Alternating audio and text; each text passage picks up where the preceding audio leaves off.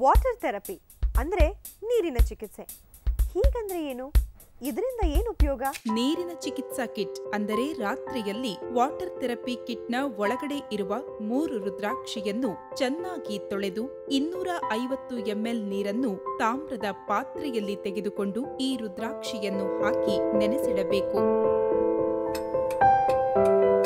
ಗರಿಷ್ಠ 6 ಗಂಟೆಗಳ ಕಾಲ ನೆನೆಸಿದ ನೀರನ್ನು ಬೆಳಿಗ್ಗೆ ದೈನಂದಿನ ಕ್ರಿಯೆಗಳನ್ನು ಮುಗಿಸಿದ ನಂತರ ಬರೀ ಹೊಟ್ಟೆಯಲ್ಲಿ ಆ ನೀರನ್ನು ಸೇವಿಸಬೇಕು. ಅವನ್ನು ಸೇವಿಸುವುದರಿಂದ ಬಿಪಿ, ಡಯಾಬಿಟಿಸ್, ಅಲ್ಸರ್, ಅಜೀರ್ಣತೆಯಂತಹ ಕಾಯಿಲೆಗಳು ಯಾವುದೇ ನೋವುಗಳಿಲ್ಲದೆ ನಿವಾರಣೆಯಾಗುತ್ತದೆ.